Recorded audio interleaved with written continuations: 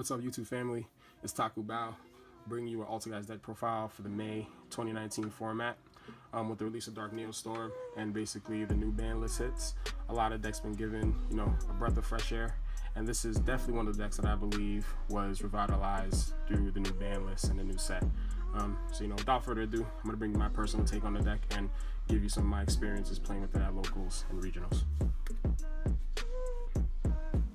So to start off, we have 3 Altergeist Meliseek, 3 Altergeist Multifaker, 3 Altergeist Marionetter, 2 Silk, 1 Concurry. So this is just a standard Altergeist package. On a side note, every time I try to take out Concurry to play a different card or even sided it out for something, it's cost me pretty much a fair amount of games. So definitely this is a card I think you should just always keep in. It's very niche and just comes in handy when you need it. But your standard Altergeist package.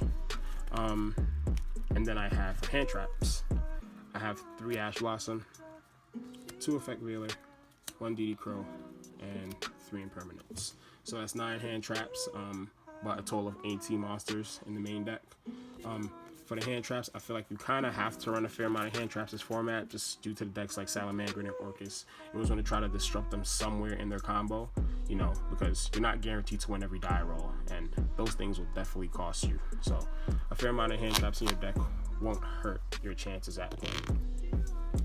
And even my personal experience at locals, it basically has always worked out for me. Just drawing a hand trap and just being able to stop a combo midway. And we have 3 spells. We have 3 Pot of Extravagance.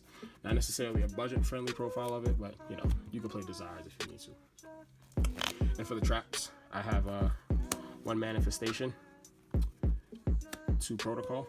I would say this is just pretty much a standard number you should actually be running currently, but personal preference. I used to be running 2 Manifestation, but 1-2 seems to work better. Same thing with this card, Spoofing. This is a card that only works as well as your hand works, so you need an Altergeist card to even let this thing activate and resolve, and if you don't, it's pretty much worthless, and sometimes it gets ashed or ogred. So running 2 is pretty much a good number. I'd see it's a pretty good number. 2 of the new card, Crackdown, really good card. Mind Control, but just in a trap card, and you also get to keep it, so it kind of has this Snatch Steal-esque effect without giving your opponent's life points.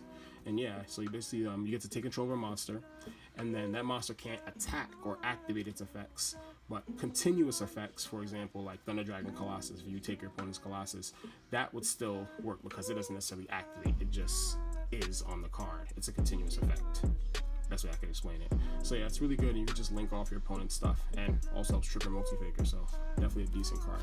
Try to run 3 if you like, but I'm currently testing 2. 3 Compulse. It's more removal, but this is also helps with Mystic Mine.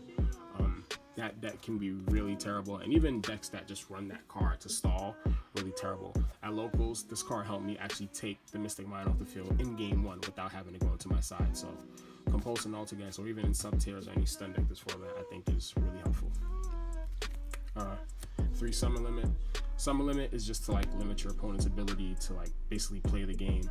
With things like Dangers and Salamangreat spamming and Orcus spamming the field and just other combo decks that are available in the format, you kind of need to just slow them down really and just bounce stuff back with Sequoias.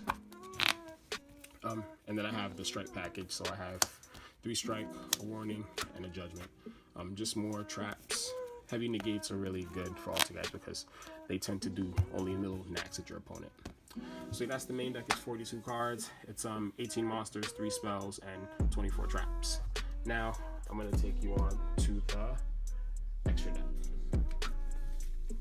For the extra deck, we have 3 Extia, 1 Prime Banshee, Show Try to Runner, 3 Link Karibo, 1 Clara Rushka, a really good card just in case you banish Link Karibos. Borolo Dragon. You can either choose to run this, or you can actually run the new Crusadia card. But yeah. Nightmare Phoenix, Nightmare Unicorn, 2 good forms of removal. And I have Violet Chimera and Plant Draco Stapelia. Pretty good. You can definitely clear a Salamangreat board or an Orcus board with these 2 cards, especially since Super Poly's at 2 now. So yeah, kind of sucks if you banish it with Extravagance, but doesn't really come too often. Sometimes you'll draw Super Poly before you even draw Extravagance. Now for my extra deck.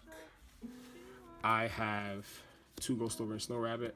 Again, as I said, hand traps are just kind of vital. You want to be able to stop your opponent anywhere in the combo, and just removing stuff off the field in general, just card economy basics is just really good. Good 1-for-1.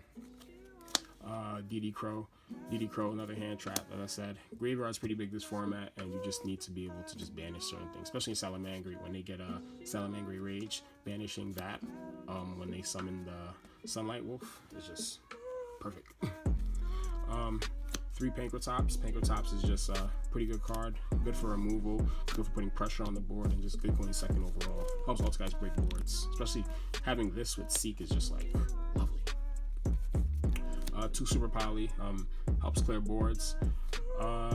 Evenly match this format. I actually took evenly matched on my side, as you guys will see. It doesn't really work just because a lot of decks actually put up a negate. Like Salamangreat can put up Salamangreat Roar. Orcus can put up their new orchestrated trap card. Even Danger Thunder Dragon, they can put up a negate with the Hot Dragon Archfiend Abyss. So those cards aren't, that card isn't necessarily a good card to play this format, in my opinion. But yeah, I could be wrong. But it's worth testing, and I think signing out would be better just to have hand traps that actually disrupt stuff. 3 Secret Village in order. Put these guys together. Striker is still a deck. Don't get it twisted. They can definitely recycle the Kagari for sure, and just, you know, really good Sky Striker players will know how to play the deck, and they will definitely manage their resources way better, and just they'll outplay you if you're not ready. So just keeping these, not in the main deck, but definitely with the side deck. For the last 3 Heavy Storm Duster, just general spell and trap removal. I mean, I think everybody hates back row decks. Back row decks hate back row decks, and yeah, this is also for Mystic Mind. So playing some type of back row removal this format is definitely crucial. So yeah, guys, that's the end of the deck profile. I hope you guys enjoyed it. Please leave a like, comment, and subscribe. Definitely gonna be bringing more content. Look out for a possible Burning Abyss deck profile.